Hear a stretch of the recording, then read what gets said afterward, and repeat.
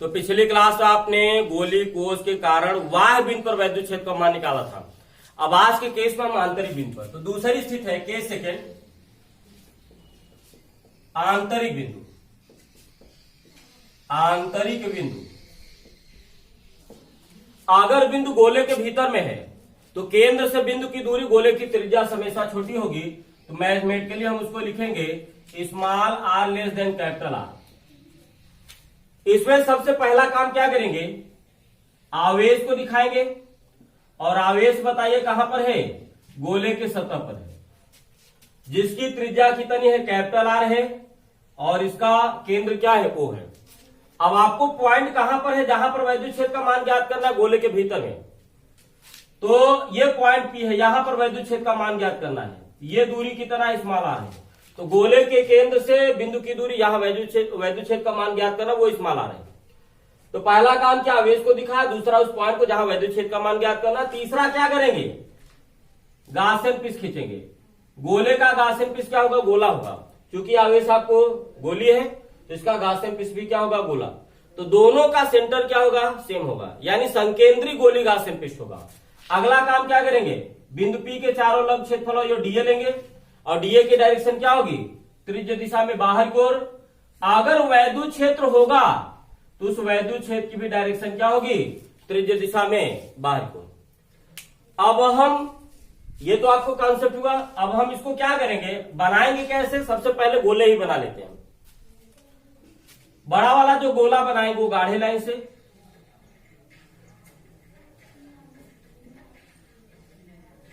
और इसके भीतर वाला जो गोला बनाएंगे वो डॉटेड लाइन से। क्योंकि ये गाउसियन पृष्ठ है, और गाउसियन पृष्ठ क्या होता है, या को काल्पनिक पृष्ठ होता है, कोई रियल पृष्ठ नहीं है। दोनों का केंद्र क्या है, इस गोले का केंद्र और इस गोले का केंद्र सेम है, और इसकी त्रिज्या है कैपिटल आर, और ये गोले पर कितना आवेश है, +q आवेश है, यही आपको दिया है। इस गोले का केंद्र क्या है, O है, और इस पर आवेश कितना है, +q। तो मान लिया आपको ये कोई गोली आवेश है जिसका केंद्र O है, सॉरी आवेश यहां पर नहीं है, आवेश सतह पर है, बिंदु आवेश नहीं है। तो मान लिया आपको ये कोई गोली कोष है जिसका केंद्र O है और जिसकी त्रिज्या कैपिटल R है, और इसके सतह पर कोई आवेश +q उपस्थित है। अब इसके केंद्र से स्मॉल r दूरी पर गोले के भीतर, अब इसके केंद्र से स्मॉल r दूरी पर गोले के भीतर किसी बिंदु पर वैद्युत क्षेत्र का मान ज्ञात करना है। यहां पर वैद्युत क्षेत्र का मान ज्ञात करना है, और ये पॉइंट क्या हो गया, बिंदु P। तो पहला काम क्या, आवेश को दिखाया, दूसरा काम क्या किया, गोले के केंद्र से उस बिंदु को दिखाया जहां पे वैद्युत क्षेत्र का मान ज्ञात करना है। तीसरा काम क्या करेंगे, और ये दूरी कितना है, स्मॉल r। तीसरा काम क्या करेंगे, O को केंद्र मानकर स्मॉल r त्रिज्या का गोली गाउसियन पिच खींचेंगे। तो गोली गाउसियन पृष्ठ यानी काल्पनिक आवेश है, तो इसको डॉटेड लाइन से दिखा दिया।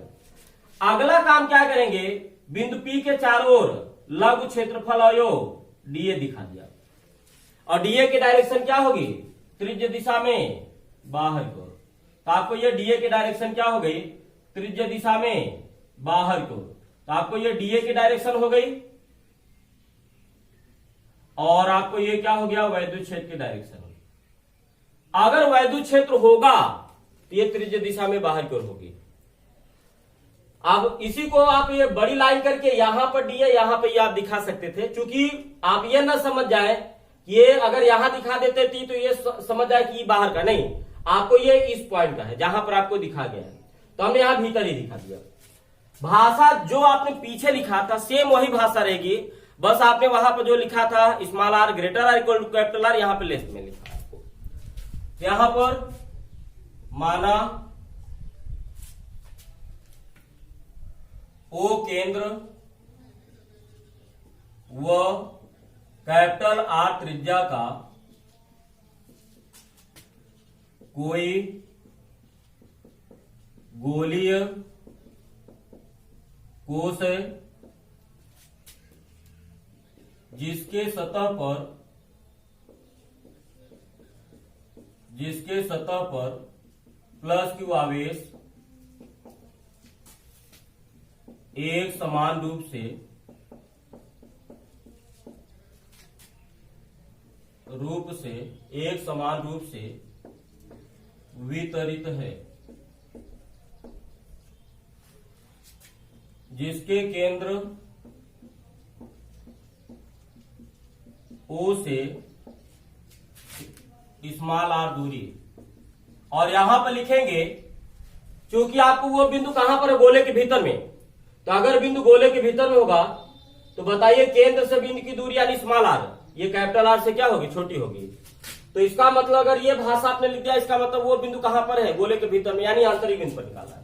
तो गोले के केंद्र O से स्मॉल r दूरी पर स्थित बिंदु P पर वैद्युत क्षेत्र की तीव्रता ज्ञात करनी है। इसके आगे काम क्या करते हैं, अब O को केंद्र मानकर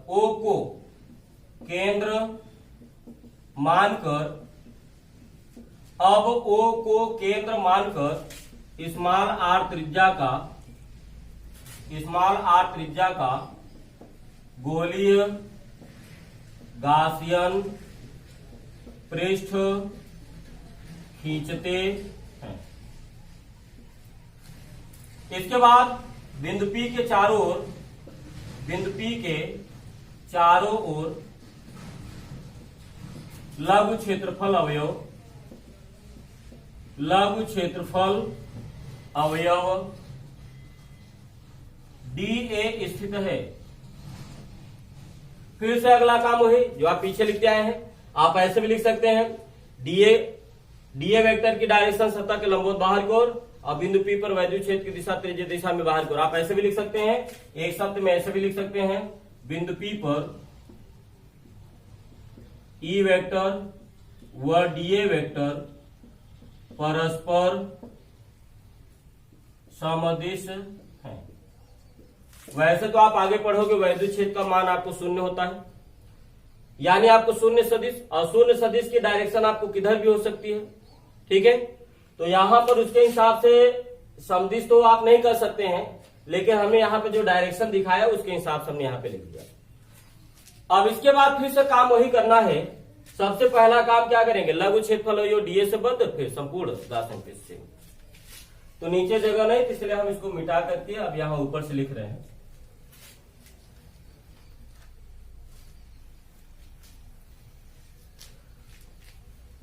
तो पहला काम क्या करेंगे, लघु क्षेत्रफल अवयव डीए से बद्ध वैद्युत फ्लक्स,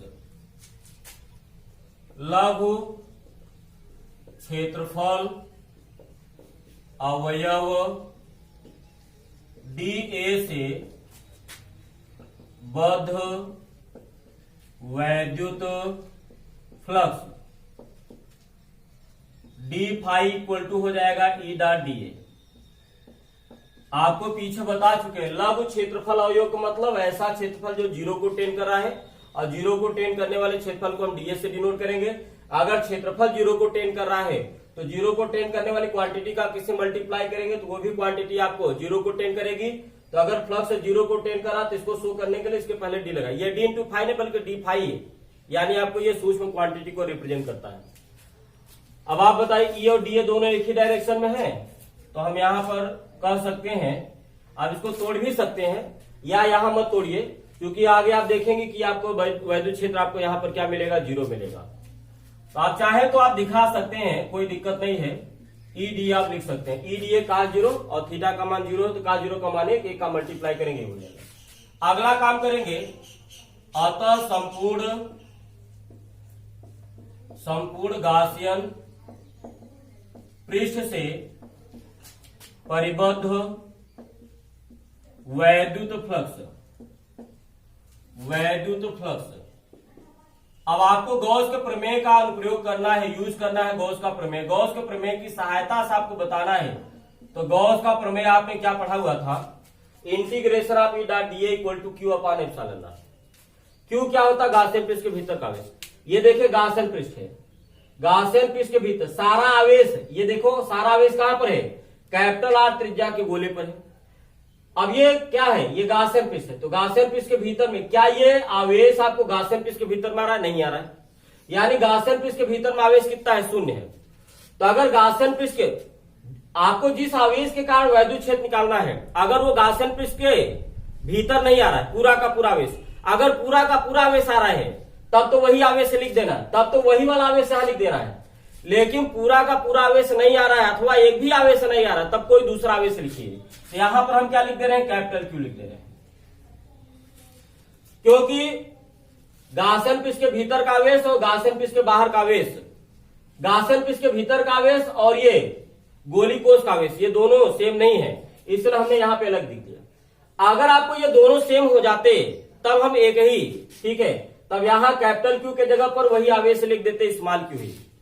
यहां कैपिटल क्यू क्या है, जहां कैपिटल क्यू गाउसियन पृष्ठ से परिबद्ध आवेश, और गाउसियन पृष्ठ के भीतर में एक भी आवेश नहीं दिख रहा है, तो गाउसियन पृष्ठ से परिबद्ध आवेश क्या हो जाएगा, शून्य हो जाएगा। तो ये कैपिटल क्यू क्या है, ये गाउसियन पृष्ठ के भीतर का आवेश, और गाउसियन पृष्ठ के भीतर में एक भी आवेश नहीं दिख रहा है, सारा आवेश गाउसियन पृष्ठ के बाहर है, तो इसलिए कैपिटल क्यू का मान क्या हो जाएगा, शून्य। यहां शून्य रख दिया। अब इसके जगह पे हमने क्या लिख दिया, ईडीए लिख दिया, और यहां पर ये 0.0। बताओ यहां पर ई कांस्टेंट मान लिया और ये इंटीग्रेशन ऑफ डीए, ये पूरा शून्य। इंटीग्रेशन ऑफ डीए बताइए कितना हो जाएगा, 4 पाई स्मॉल आर स्क्वायर बराबर 0। 4 पाई को उधर ले जाओगे तो ई बराबर क्या हो जाएगा, 0। यानी आपको गोली कोष के भीतर में आपको वैद्युत क्षेत्र आपको क्या मिलेगा, शून्य मिलेगा। इसी को बोलते हैं इलेक्ट्रोस्टैटिक शील्डिंग।